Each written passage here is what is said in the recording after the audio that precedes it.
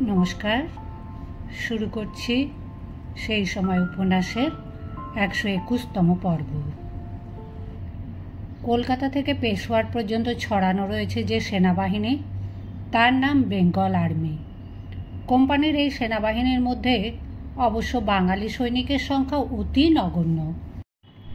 বিভিন্ন জাতি ও বর্ণের পেশাদার সিপাহীরা ইংরেজদের অধীনে সুশিক্ষিত হয়ে একই ক্যান্টনমেন্টে সুশৃঙ্খলভাবে অবস্থান করে। এখন ব্রিটেনের রাজকীয় সৈন্যবাহিনীর একটি অংশও হিন্দুস্তানে নিযুক্ত। বিনা রক্তপাতে অযোধ্যা রাজ্যের পতন হয়েছে ইংরেজের কাছে। এখন উত্তর ও পূর্ব ভারতে কোথাও কোনো সংঘর্ষ নেই। এখন শান্তির সময়। সিপাহীরা সকালে বিকালে নিয়ম মাফিক কুচকাওয়াজ করে ও অন্য সময় জটলা ও হই হল্লায় মেতে থাকে। সৈন্যরা মধ্যে মধ্যে স্থান থেকে স্থানান্তরে বদলি হয় বলে সারা ভারতবর্ষের সংবাদ মোটামুটি তারাই কিছুটা জানে। তাছাড়া সম্প্রতি বিলাতের অনুকরণে এদেশেও কোনো কোনো স্থলে রেল নামে বাষ্পশকট চালু হয়েছে এবং টেলিগ্রাফ নামক এক আশ্চর্য যন্ত্রে তার মারফত সংবাদ আদান প্রদান করা যায়। ভারতীয় সিপাহীরা নিমক হারাম নয়, তারা কোম্পানির বেতনভোগ। সেই জন্য তারা কোম্পানির জন্য প্রাণ দিতেও সর্বদা প্রস্তুত। বহুদিনের সুসম্পর্কের জন্য ঝানু ইংরেজ অফিসাররা ভারতীয় সিপাহীদের সঙ্গে খোলাখুলি মেলামেশা করে, তাদের সুখ দুঃখের অংশীদার হয়, তাদের উৎসবেও অংশগ্রহণ করে। আবার বিলাত থেকে সদ্য আগত তরুণ অফিসাররা সেনাবাহিনীতে নতুন রীতিনীতি প্রবর্তনের পক্ষপাতী। নতুন নতুন অস্ত্র আবিষ্কৃত হচ্ছে, সেই অনুযায়ী বাহিনীকেও উপযুক্ত হয়ে উঠতে হবে। ভারতে ইংরেজ শাসনাধীন এলাকা যত বাড়ছে, সুদৃঢ় ও সুসংঘবদ্ধভাবে সেনাবাহিনী গঠনের প্রয়োজনীয়তা ততই বাড়ছে। এখন শান্তির সময়। এখন এইসব জল্পনায় অনায়াসেই সময় কাটানো যায়। একটি ব্যাপার নতুন ব্রিটিশ অফিসারদের কাছে বড়ই দৃষ্টিকটু লাগে। তারা খ্রিস্টান সৈন্যবাহিনী দেখায় অভ্যস্ত, আর ভারতীয় সিপাহীদের মধ্যে হাজার রকম জাতিভেদ। একজন রিশালদার পদমর্যাদায় অনেক উচ্চ হয়েও উর্দি পরিধান করে না থাকা অবস্থায় একজন সামান্য লস্করকে দেখে ভুল লুণ্ঠিত হয়ে পায়ে হাত দিয়ে প্রণাম করে, কারণ লস্করটি ব্রাহ্মণ, রিশালদারটি জাতে গোয়ালা। সেনাবাহিনীতে কখনো এমন চলে? একজন হিন্দু সিপাহী একজন মুসলমান সিপাহীর হুকুম তামুল করতে সর্বদা প্রস্তুত, কিন্তু মুসলমান সিপাহী তার খাদ্য একটু স্পর্শ করলেই সে ঘৃণা ভরে সম্পূর্ণ খাদ্য ফেলে দেবে। শ্বেতাঙ্গ অফিসারদের একটি রন্ধনশালা, আর ভারতীয় সিপাহীদের মধ্যে কত রন্ধনশালা তার ইয়ত্তা নেই। বিরক্ত হয়ে কোনো নতুন রীতির প্রবক্তা ইংরেজ এক এক সময় বলে ওঠে, এর বদলে মধ্যপ্রাচ্য, মালয়, চীন, এমনকি লাতিন আমেরিকা থেকে খ্রিস্টানদের ভাড়া করে এনে ভারতীয় সেনাবাহিনী গড়লে হয় না? কয়েক বছর আগে ব্রহ্মদেশের কিছু অংশ জয় করা হয়েছে। সেই সময় সিপাহীদের এক অংশ ব্রহ্মদেশে যেতে অস্বীকার করেছিল, কারণ তারা কালাপানি পার হবে না, তাতে তাদের ধর্ম নষ্ট হবে। এ তো বিদ্রোহেরই নামান্তর। লর্ড ক্যানিং গভর্নর জেনারেল হয়ে এসে এর প্রতিবিধান করতে উদ্যোগী হলেন। তিনি বিধান জারি করলেন যে এরপর থেকে নতুন সৈন্য নিয়োগের সময় তাদের যে কোনো স্থানে যে কোনো পরিবেশে লড়াইতে রাজি হওয়ার স্বীকৃতি দিয়ে চুক্তিবদ্ধ হতে হবে। এখন শান্তির সময়। এখন কুচকাওয়াজের শেষে কোনো কোনো ব্রিটিশ অফিসার সিপাহীদের কাছে খ্রিস্ট ধর্মের মহিমার কথা সরলভাবে ব্যাখ্যা করে শোনায়। খানা টেবিলে অফিসাররা আলোচনা করে। আমেরিকায় কৃষ্ণাঙ্গ দাসরা সকলেই তাদের প্রভুর ধর্মগ্রহণ করে খ্রিস্টান হয়েছে।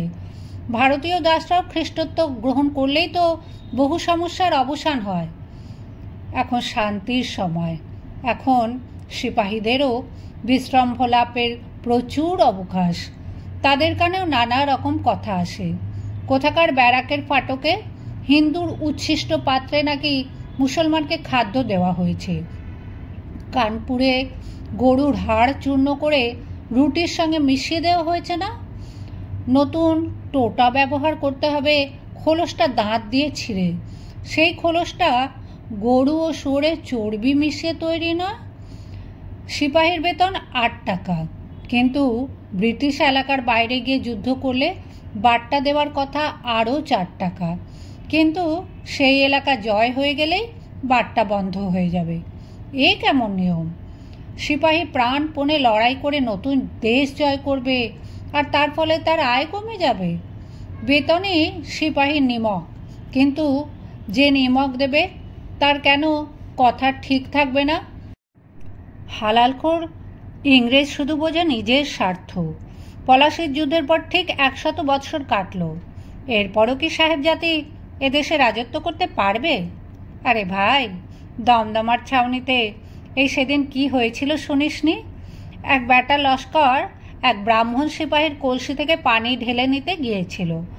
ব্রাহ্মণ ঠিক সময় দেখতে পেয়ে সে হারামি দুসাতটার মুখে মেরেছে 1 লাত।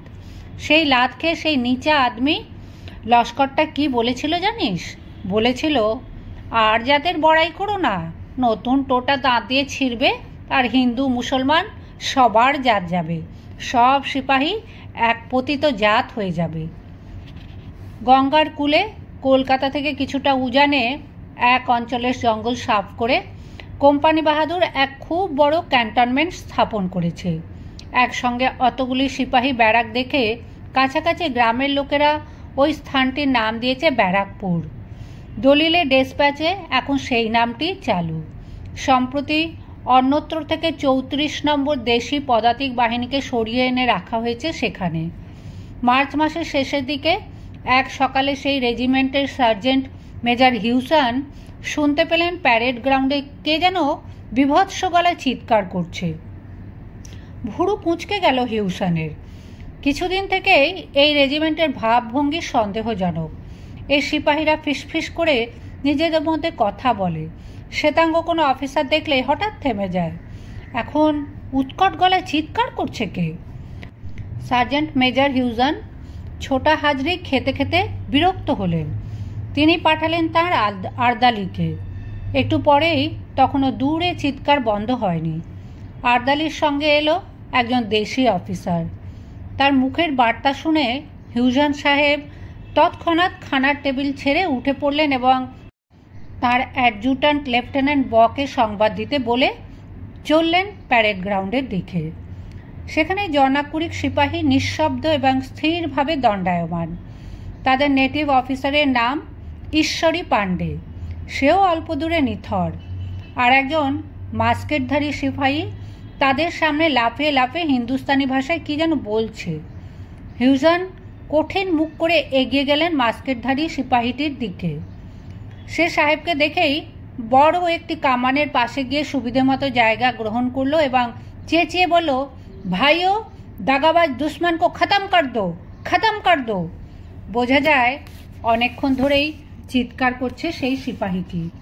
তার কণ্ঠস্বর খসখসে, পদক্ষেপ নেশাখোরের মতন। সে অন্য সিপাহীদের বলছে সাহেবদের বিরুদ্ধে অস্ত্র ধারণ করতে।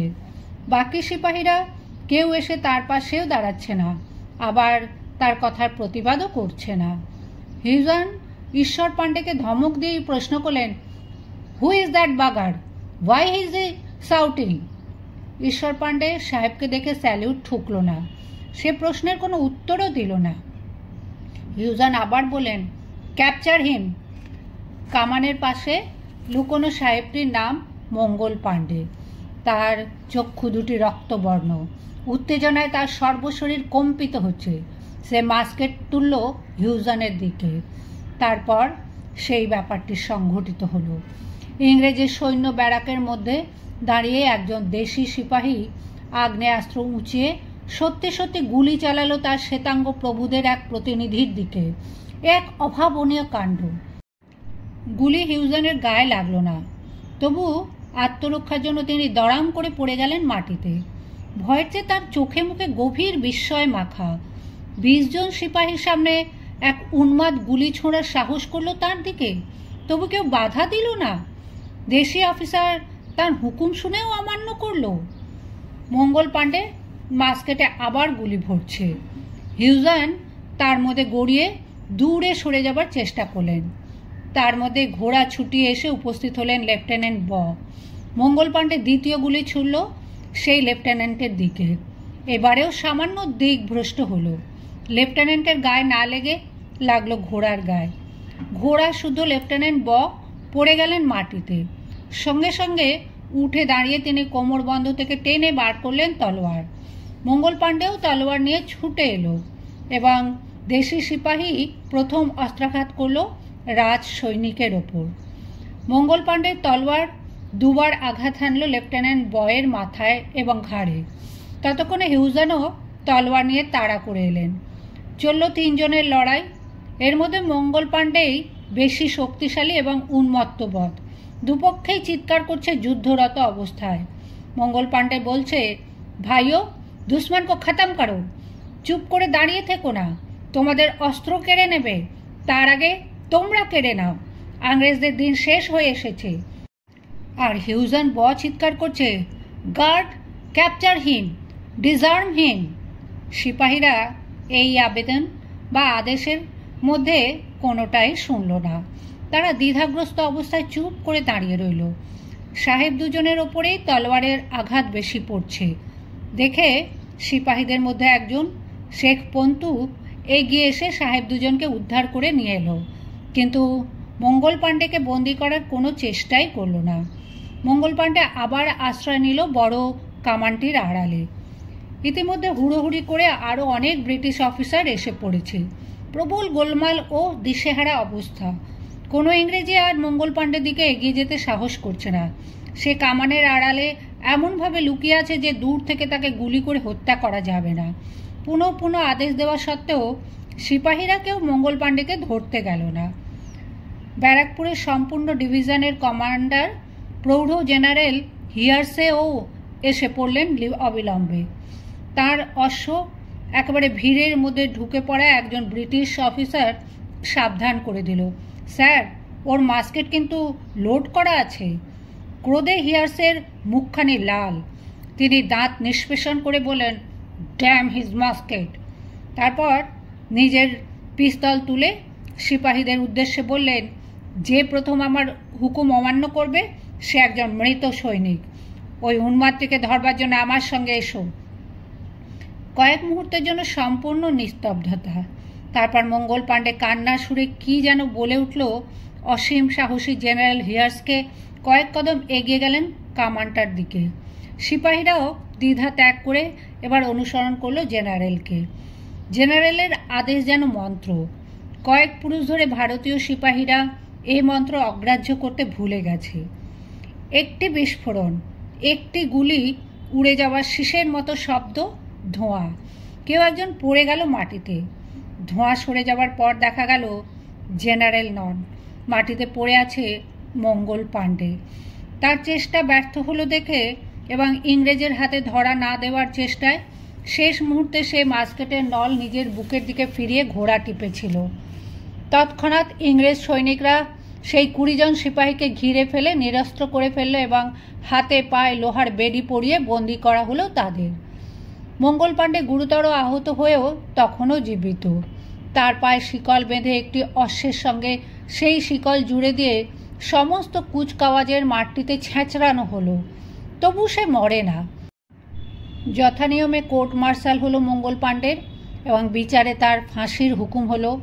সেই কুচকাওয়াজের মাঠেই গ্যারিসনের সমস্ত সৈনিকদের উপস্থিতিতে মুমূর্ষু মঙ্গল পাণ্ডেকে বহন করে এনে ঝুলিয়ে দেওয়া হলো ফাঁসির দড়িতে।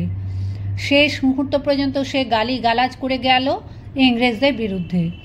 সিপাহীদের উদ্দেশ্যে বলল, দাগাবাজ দুশ্মন ইংরেজ কো খতম কর দো, ভাইও, সিপাহীও। 20 জন সিপাহীর কোয়ার্টার গার্ডের অধিনায়ক ঈশ্বরী পাণ্ডেও ফাঁসির হুকুম থেকে রেহাই পেল না। বাকি সিপাহীদের কারাদণ্ড। সামরিক ছাউনিতে এ অতি তুচ্ছ ঘটনা। কোর্ট মার্শালে 2-1 সিপাহীর ফাঁসি দেওয়া নতুন কিছু ব্যাপার নয়। এমনকি ব্রিটিশ সৈনিকরাও কোনো অপরাধ করলে তাদেরও কোর্ট মার্শাল হয়। মৃত্যুদণ্ড দেওয়া হয় না অবশ্য, তবে কিছু না কিছু শাস্তি আছে। কিন্তু মঙ্গল পাণ্ডের প্রেতাত্মা যেন ভাসতে লাগলো ব্যারাকপুর সেনানিবাসের বাতাসে। 34 নম্বর ইনফ্যান্ট্রির সিপাহীদের সকলকেই নিরস্ত্র করে পাঠিয়ে দেওয়া হয়েছে উত্তর ভারতে।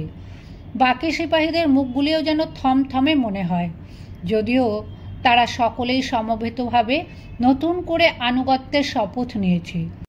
তবুও ইংরেজ অফিসাররা তাদের মুখের দিকে যখন তখন ভ্রুকুঞ্চিত করেন। অদ্ভুত এই এশিয়াটিকদের মুখ, এমন ভাবলেশীন যে কিছুতেই মনের কথা টের পাওয়া যায় না। অফিসারদের কোয়ার্টারে অতি বিশ্বস্ত আর্দালি, সহিস ও বাবুর্চিদের যেন আর তেমন বিশ্বস্ত বলে মনে হয় না এখন।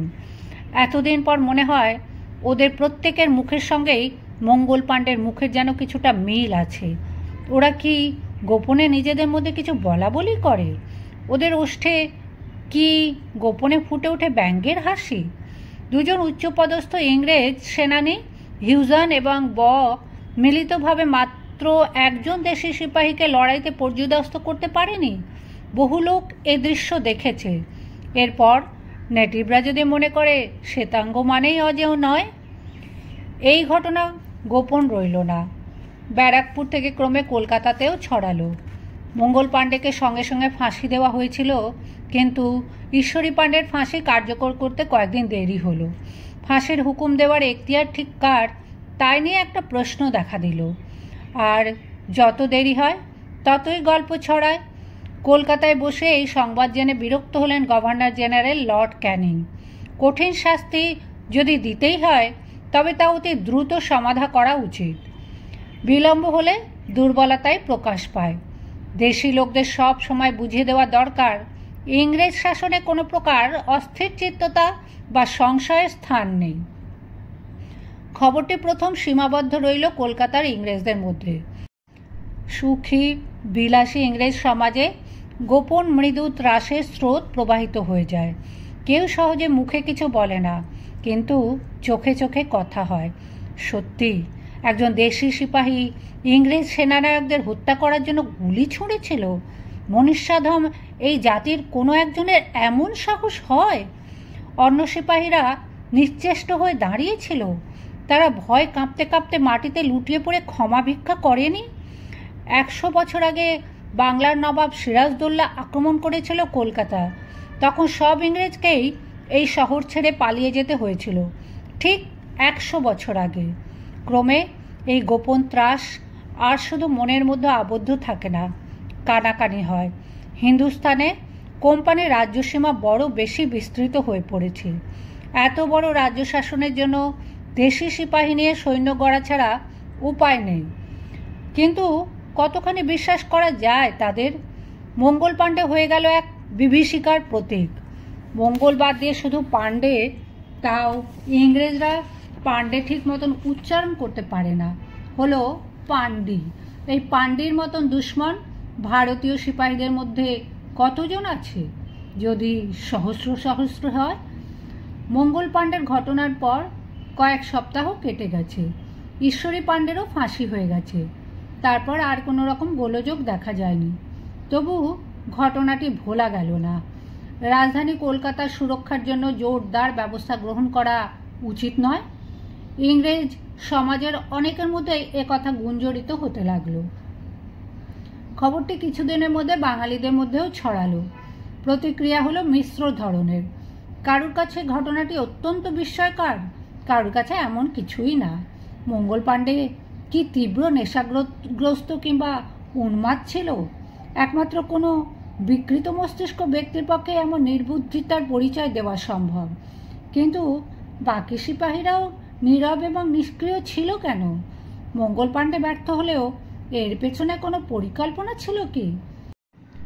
একটি তথ্য অবশ্য বেশ দাগ কাটল বাঙালি সমাজে।